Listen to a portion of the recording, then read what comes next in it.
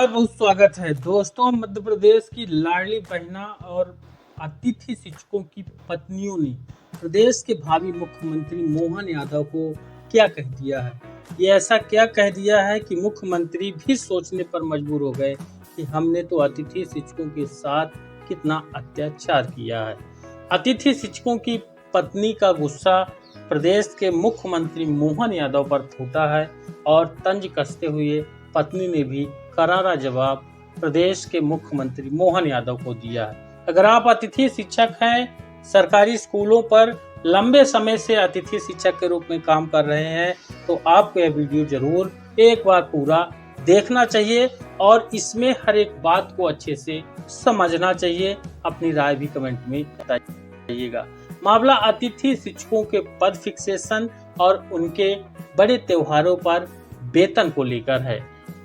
अतिथि शिक्षकों की पत्नी ने कहा है, खुला खत के अंतर्गत भोपाल समाचार के मोहन भैया, आप चिंता मत करना, मैंने पिताजी के गहने गिरवी रखकर त्योहार मना लिया है। ये 4 लाइनें अपने आप में बेहद ही संवेदनशील हैं और प्रदेश के मुख्यमंत्री, प्रदेश की सरकार, प्रदेश के शिक्षा विभाग पर सवाल खड़े कर रहे हैं। इस पर हम विस्तृत अपडेट आपको यहाँ पर दिखाएंगे। अतिथि शिक्षक की पत्नी और मध्य प्रदेश की लाडली बहना ने कहा है, प्रिय भैया मोहन जी, मुख्यमंत्री, मध्य प्रदेश राखी की शुभकामनाएं हैं। इस राखी के पर्व पर आपने प्रदेश के करोड़ों लाडली बहनों को जो उपहार दिया, उसके लिए मैं आपकी बहुत आभारी हूँ। आपने समय पर 1250 की राशि और साथ में 250 रुपए का त्योहार का अतिरिक्त बोनस भी हमको प्रदान कर दिया। यह एक बड़ी कृपा है। आपको पता है भैया, मेरे घर में 5 लोग हैं। मैं हूँ, मेरे पति हैं, सास हैं और हमारे 2 बच्चे हैं। मेरे पति सरकारी प्राथमिक शाला में अतिथि शिक्षक हैं। जैसा कि आप जानते हैं कि अप्रैल में उनका कार्यकाल समाप्त हो गया था और 2 महीने बहुत ही मुश्किल से गुजरे, क्योंकि उनकी जब कार्यकाल समाप्त हुआ तो अतिथि शिक्षकों की नौकरी सरकार छीन लेती है। जुलाई में जब उन्हें फिर से काम मिला तो बड़ी राहत मिली। मैं आपकी और शिक्षा मंत्री उदय प्रताप सिंह जी की आभारी रहूंगी। 1 जुलाई में ही नियुक्ति प्रक्रिया पूरी कर ली गई। परंतु भैया, एक बात है जो मुझे बहुत परेशान करती है। मेरे पति ने जुलाई में पूरे महीने काम किया और इतना बड़ा त्योहार आ गया, लेकिन उनकी तनख्वाह नहीं आई। मेरे पति की तनख्वाह ही हमारे परिवार की पूरी आमदनी है। ये हाल पूरे मध्य प्रदेश का है, इस चीज को ध्यान रखिएगा। मेरे पति बहुत मेहनती हैं, पर उनकी आय का एक बड़ा हिस्सा सास की दवाइयों में चला जाता है। फिर भी उन्होंने कभी किसी से कोई शिकायत नहीं की है। लेकिन इस त्योहार में अपने परिवार के लिए कुछ व्यवस्था न कर पाने की उनकी परेशानी मैं उनके चेहरे पर साफ देख सकती थी। वे चाहते थे कि हम सब मिलकर त्योहार मनाएं, लेकिन बिना पैसों के यह कैसे संभव हो सकता है, यह कैसे संभव है। साथ ही आगे कहा है, इसलिए मैं आपसे और इस पूरे सिस्टम से यह बात कहना चाहती हूँ कि मुझे और मुझ जैसे हजारों बहनों को आपकी इस योजना यानी लाडली बहना योजना के पैसे से ज़्यादा अपने पति की समय पर मिली हुई तनख्वाह की ज़रूरत थी। आपका यह लाडली बहना रूपी झुनझुना तो सामने के दरवाजे से आता है और पिछले दरवाजे से चला जाता है, कुछ पता ही नहीं चलता।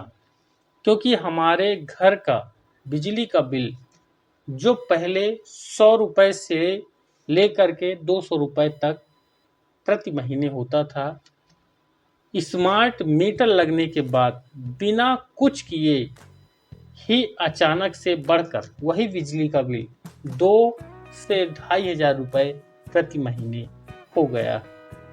शिकायत करो तो कहते हैं तुम लोग पहले बिजली चोरी करते थे, अब स्मार्ट मीटर जब से लगा है तो तुम बिजली चोरी नहीं कर पा रहे हो, इसलिए बिल ज्यादा आ रहा है। बताइए भैया, इस तरह के माथे पर कलंक लगा देते हैं।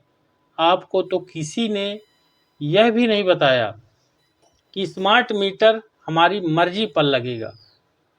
हमसे तो कहा गया कि यह एक अनिवार्य है। बच्चों की स्कूल की फीस भी बाकी है और स्कूल से 2 बार याद दिलाया जा चुका है। काश हमें यह सम्मानजनक आय मिलती जिससे हम अपनी ज़रूरतें पूरी कर पाते, ना कि बस एक उपहार पर निर्भर रहती। साथ ही आगे कहा है, मैं जानती हूँ भैया कि लाडली बहना योजना में बहुत सी बहनें हैं। लगभग 1.25 करोड़ से ज़्यादा।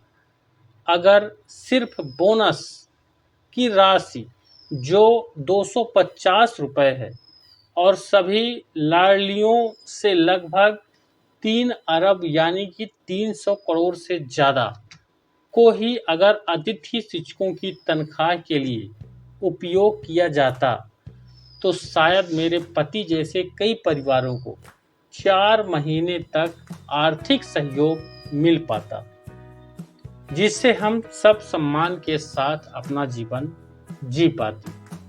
आगे भी है, आगे कहा है, अंत में यही कहूँगी भैया कि आप बिल्कुल चिंता मत करना कि आपकी बहन ने पैसों के अभाव में त्योहार नहीं मनाया। आपको बताना चाहूँगी कि मेरे पिताजी ने मेरी शादी में अपने सामर्थ्य के अनुसार जो कुछ गहने दिए थे उन पर मैंने बैंक से कर्ज लिया और कर्ज लेकर त्योहार को मनाया है और कोशिश करूँगी आपको भी राखी भेज सकूँ। इस तरह के हालात मध्य प्रदेश में हैं। ये जो आपने वीडियो देखा और इसमें लिखी हर एक बात देखी, वो एक लाडली बहना सीमा की है और उस लाडली बहना का पति मध्य प्रदेश के सरकारी स्कूल पर बतौर अतिथि शिक्षक प्राथमिक शाला वर्ग 3 अतिथि शिक्षक के रूप में कार्यरत है। बहुत ही ज़्यादा निराश महिला है क्योंकि उसके पति की तनख्वाह इस बड़े त्योहार पर प्रदेश की सरकार, प्रदेश शिक्षा विभाग ने नहीं दी है।